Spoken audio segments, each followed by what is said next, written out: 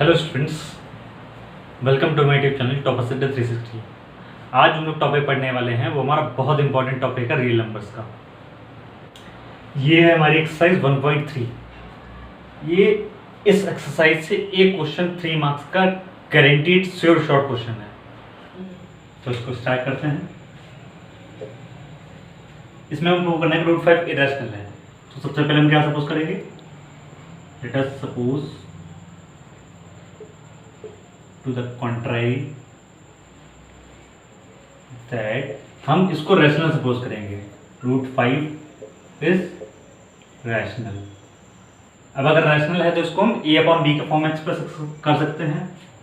So it can be expressed as a/b where b is not equal to 0 and a, b are coprime. Coprime का मतलब होता है जिनका दोनों numbers का HCF 1 हो या उनके कोई भी कॉमन फैक्टर ना हो। हमने ऐसे नंबर सपोज किए हैं। √5 इक्वल टू a/b। पहले क्रॉस मल्टीप्लाई कर लेते हैं। b√5 equal to a। अगर यहाँ पे इसका स्क्वायर करेंगे ऑन स्क्वायरिंग, अगर इसका स्क्वायरिंग तो कितना आएगा 5b² इक्वल टू a²। तो यहाँ से क्या आया कि a² जो है 5 का मल्टीपल है या a² 5 से डिविजिबल है, तो a भी डिविजिबल होगा। From here a² is divisible by 5, divisible by 5 and a is also divisible by 5, also divisible by 5। अगर a² 5 किसी नंबर से डिविजिबल है तो a भी हमारा डिविजिबल होगा उसी नंबर से। तो अब हम इसको क्या लिख सकते हैं, a इक्वल टू 5c। इसको हमने दे दिया सेकेंड इक्वेशन, ये हो जाएगी हमारी फर्स्ट इक्वेशन। ठीक, ये हमारी सेकेंड हो गई। For some integer c, for some integer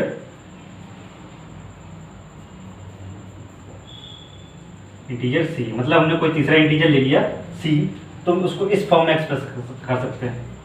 अब इसकी उठा के वैल्यू इसमें रख देंगे।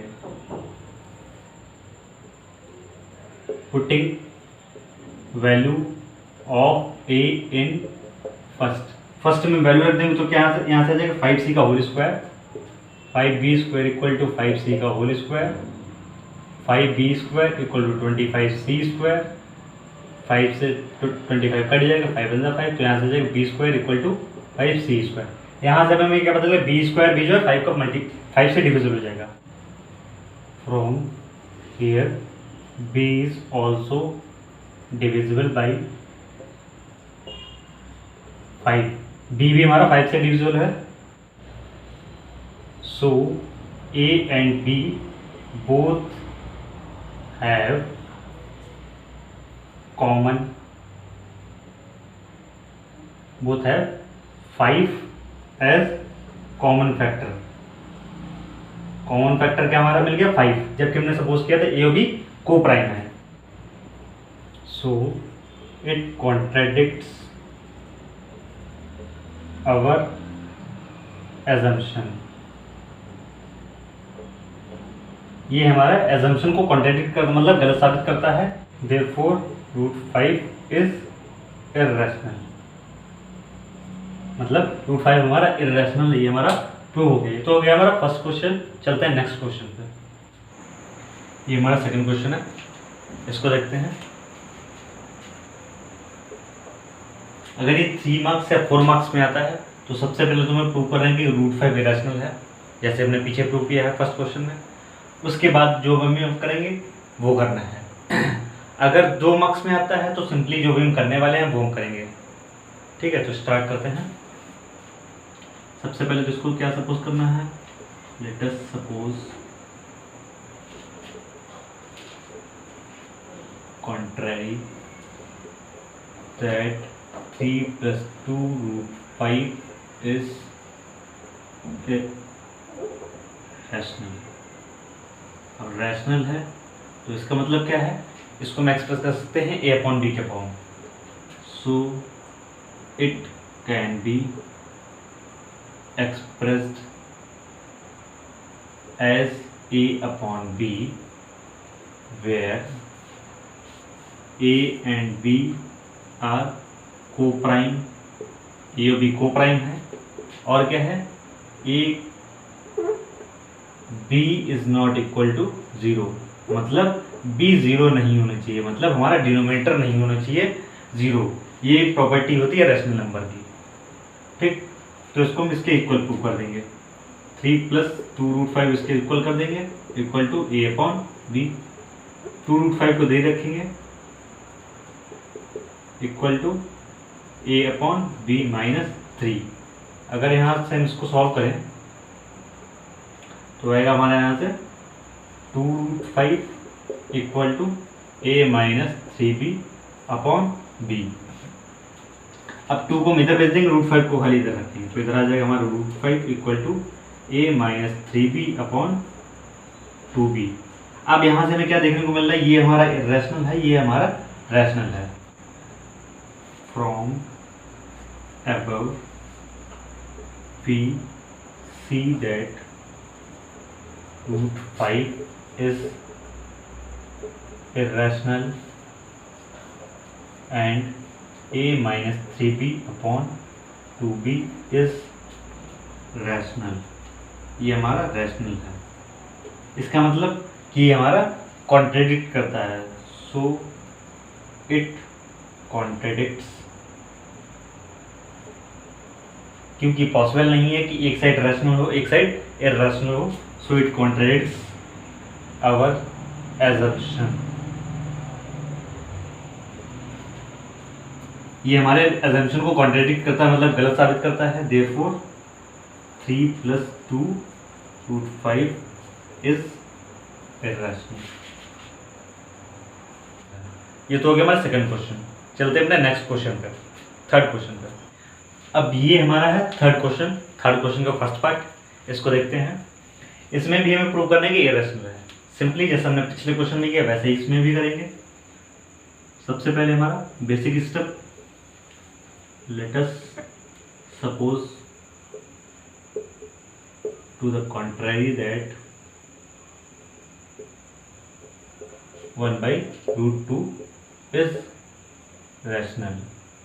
अब ये हमारा रैशनल है, तो हम इसको a अपॉन b के फॉर्म में एक्सप्रेस कर सकते हैं। So it can be expressed as a upon b where b is not equal to 0 और a, b आर को-प्राइम, मतलब हमारा डिनोमिनेटर 0 नहीं होना चाहिए और a b हमारे को-प्राइम होना चाहिए, ठीक। तो हम इसको इसके इक्वल कर देंगे।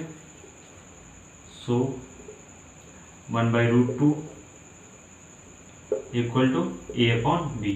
यहाँ से हमारा क्या आएगा, इसका अगर हम रेसिप्रोकल कर दें और इसका रेसिप्रोकल कर दें तो यहाँ से हमारा आ जाएगा b upon a equal to √2। अब हमें पता है ये हमारा इर्रेशनल है, ये हमारा रैशनल है। From above we see that √2 is irrational and b upon a is rational,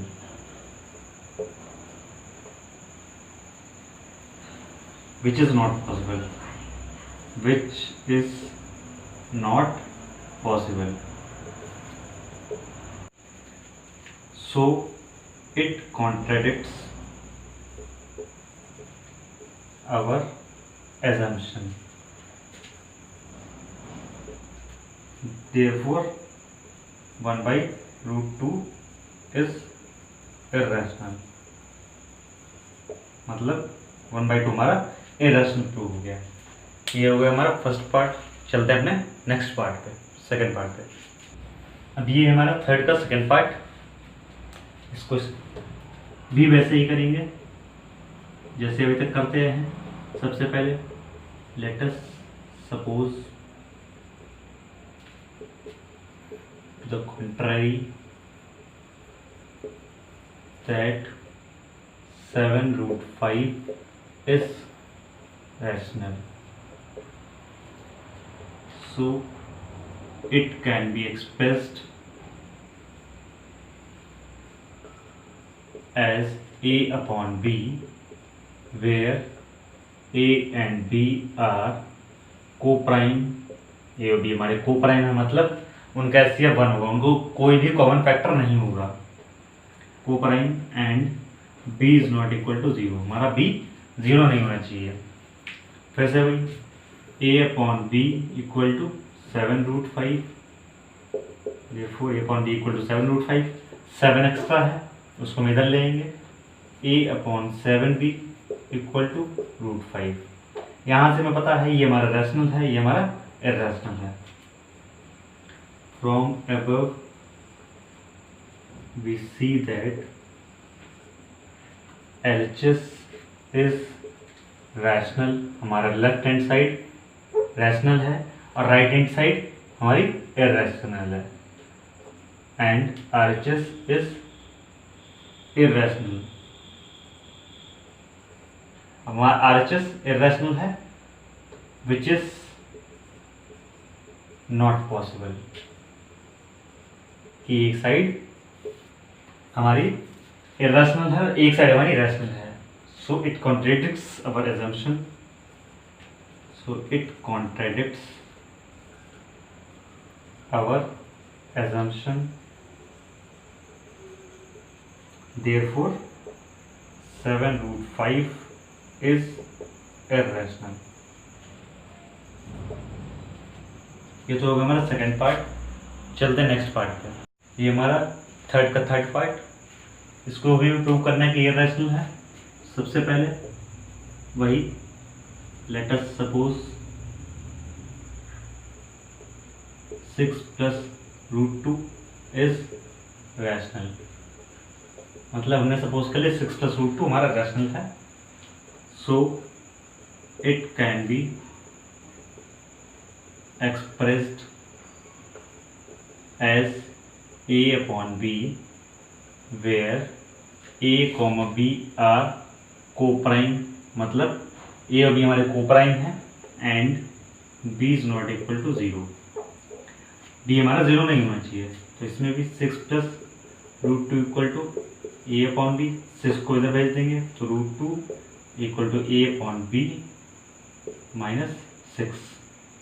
ठीक, इसको हम डिफ्रेंशिएट करने के लिए b को ऐसे बना देंगे और 6 को ऐसे रखेंगे, तो यहाँ से क्या आ जाएगा हमारा √2 equal to a - 6b upon b। From above we see that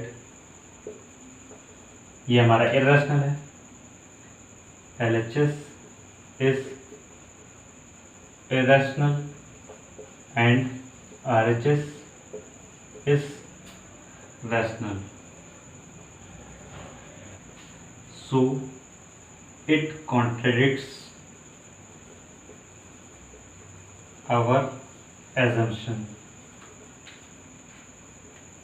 therefore 6 + √2 is irrational।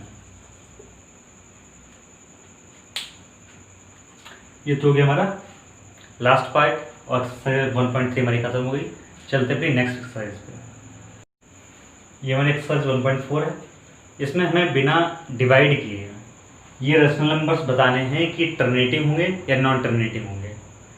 Terminating या नॉन टर्मिनेटिंग का जो कॉन्सेप्ट का वीडियो है वो पड़ा हुआ है चैनल पे, आप उसको जाके देख सकते हैं। बाकी उसका लिंक आपको डिस्क्रिप्शन में मिल जाएगा। बाकी फिलहाल अभी हम एक शॉर्ट में बता दे रहे कॉन्सेप्ट क्या है, कैसे पता करेंगे टर्मिनेटिंग है या नॉन टर्मिनेटिंग है। तो सबसे पहले तो टर्मिनेटिंग के लिए क्या है, टर्मिनेटिंग के लिए जो डिनोमिनेटर हमारा रेशनल नंबर का वो या तो 2 का फैक्टर होना चाहिए या 5 का फैक्टर होना चाहिए या फिर दोनों का फैक्टर होना चाहिए। उसके अलावा अगर कोई भी नंबर है तो वो नॉन टर्मिनेटिंग में चला जाएगा। टर्मिनेटिंग के लिए सिर्फ 2 होना चाहिए या 5 होना चाहिए सिर्फ, या फिर 2 5 दोनों हो। उसके अलावा अगर कोई नंबर और भी है तो हमारा वो नॉन टर्मिनेटिंग हो जाएगा। ठीक है, देखते हैं। अगर हम इसके डिनोमिनेटर की बात करें 3 1 2 5, तो इसको अगर डिवाइड करें 5 से, 5 6 30, 5 2 10, 5 25, 5 1 5 2 5 5 5 5 2 10, 5 5 25 और 5 5 मतलब सिर्फ हमारे फैक्टर्स क्या हैं, 5 हैं। अब 5 फैक्टर हैं, इसका मतलब हमारा क्या हो जाएगा, ये टर्मिनेटिंग हो जाएगा। सिंपल, ये हो जाएगा हमारा टर्मिनेटिंग। ठीक, अब इसकी बात करें, 8 जो हमारा है, 8 हमेशा 2 का ही फैक्टर होता है, ये सबको पता है। तो ये हमारा सिंपल ही हो जाएगा टर्मिनेटिंग। ठीक, अब इसमें 455 है। 455 पे फैक्टर निकालने के लिए हम निकालेंगे 5 9 जा 45, 5 1 जा 5, 7 13 जा 91। तो इसके फैक्टर क्या आ गए, 5 आ गया, 7 आ गया, 13 आ गया। इसका मतलब हमारे क्या, 5 तो है लेकिन 7 और 13 भी एक्स्ट्रा है। अब ऊपर 64 है, 64 2 का फैक्टर होता है, तो ना उसमें 7 आएगा और ना 13 आएगा। तो इसका मतलब ये हमारा क्या हो जाएगा, नॉन टर्मिनेटिंग हो जाएगा। क्यों, क्योंकि हमारे पास 13 और 7 एक्स्ट्रा है, इसलिए हमारे नॉन टर्मिनेटिंग हो जाएगा। इसकी अगर बात करें तो इसको सिंप्लीफाई करें तो हमारा क्या आ जाएगा, 1600 को 5 3 जा 15, 5 3 जा 15, 5 2 जा 10, 0 आ जाएगा 3/320। ये 3 से जाएगा ना, तो 320 के अगर फैक्टर की बात करें तो 2 16 जा 0, 2 8 जा 0, 2 40, 2 20, 20 को इधर कर लेते हैं, 2 10 जा 2 5 जा, मतलब हमारे सिर्फ 2 और 5 ही आए हैं फैक्टर्स में। तो हमारा सिंपली ये भी क्या हो जाएगा, टर्मिनेटिंग हो जाएगा हमारा। ये हमारा हो जाएगा टर्मिनेटिंग। इसकी अगर बात करें डिनोमिनेटर की, तो 340 होता है 7 का क्यूब, तो ये सिंपली हमारा क्या हो जाएगा, नॉन टर्मिनेटिंग हो जाएगा, बिना कुछ डिवाइड किए। अगर आपको नहीं पता है तो आप डिवाइड करके देख सकते हैं या फैक्टर निकाल के देख सकते हैं। इसके फैक्टर्स की बात करें तो ये हमारे 2 का फैक्टर, 5 का फैक्टर, तो ये सिंपली हमारा टर्मिनेटिंग हो जाएगा। इसकी बात करें, इसमें हमारे पास 7 की पावर 5 एक्स्ट्रा है, ये तो चलो सही है, लेकिन ये हमारे पास एक्स्ट्रा है, तो इसका मतलब ये नॉन टर्मिनेटिंग हो जाएगा। इसको अगर हम सिंप्लीफाई करेंगे तो ये हमारा क्या आएगा, 2/3 से डिवाइड करें तो 3 2 जा 6, 3 5 जा 15, मतलब ये हमारा टर्मिनेटिंग हो जाएगा। क्यों, क्योंकि इसका डिनोमिनेटर हमारा सिर्फ 5 है, सिंपलेस्ट फॉर्म में होना चाहिए। इसको अगर हम सिंप्लीफाई करें 5 7 जा 35, 5 10 जा 50, मतलब ये हमारा 5 और 2 का फैक्टर, तो ये हमारा हो जाएगा टर्मिनेटिंग। इसकी अगर बात करें तो इसको हम सिंप्लीफाई करें तो 7 11 जा और 7 3 जा 0, 30 हमारा होता है, 3 हमारे पास आगे फैक्टर 1, तो इसका मतलब ये हमारा सिंपली नॉन टर्मिनेटिव हो जाएगा। हमें इसके फैक्टर निकालने की जरूरत नहीं है। अगर हमें पता है कि इसमें कोई ऐसा फैक्टर आएगा जो 2 5 और दोनों के अलावा कोई नंबर है, तो वो सीधे सीधे सिंपली नॉन टर्मिनेटिव हो जाएगा। ये तो हो गया हमारा फर्स्ट क्वेश्चन। चलते हैं अपने नेक्स्ट क्वेश्चन पे। ये हमारा थर्ड क्वेश्चन है। सेकंड क्वेश्चन में इसलिए नहीं किया क्योंकि जो फर्स्ट क्वेश्चन में जो डेसिमल्स दिए थे उनको सिर्फ डिवाइड करके डेसिमल में निकालना था, वो आप कर सकते हैं। तो इस थर्ड क्वेश्चन में हमें क्या करना है, इसमें हमें डेसिमल्स दिए हुए हैं, इनको हमें बताना है कि ये रैशनल होंगे या इरेशनल होंगे। फिर हमें बताना है कि जो रैशनल होंगे उनके डिनोमिनेटर के बारे में हम क्या कह सकते हैं। तो सबसे पहले तो देखते हैं रैशनल और इरेशनल कैसे पहचानेंगे। सबसे पहले तो जिसमें स्टॉप हो जाए या जिसमें कंटिन्यू रहे लेकिन सेम नंबर कंटिन्यू रहे, जैसे इसमें अगर कंटिन्यू रहेगा तो ये 1 2 3 4 5 6 7 8 9 कंटिन्यू रहेगा। ठीक, इसमें क्या है, इसमें 1 2 3 4 5 6 7 8 9 ये स्टॉप हो गया है, इसका मतलब ये हमारा ये रेशनल हो जाएगा, उसके बाद ये रेशनल हो जाएगा। क्यों, क्योंकि ये कंटिन्यू है लेकिन सेम नंबर कंटिन्यू है। इसमें कंटिन्यू तो है लेकिन डिफरेंट डिजिट्स हैं या डिफरेंट नंबर्स हैं, तो ये हमारा क्या हो जाएगा, इरेशनल। अब डिनोमिनेटर की बात कर लें, ये है हमारा स्टॉप हो गया, मतलब ये टर्मिनेट कर गया। ठीक, तो ये हमारा टर्मिनेटिंग क्या होता है कि Q will be of the form 2 की power m into 5 power m, जबकि इसमें 2 की पावर m और 5 पावर m छोड़ के कुछ भी हो सकता है।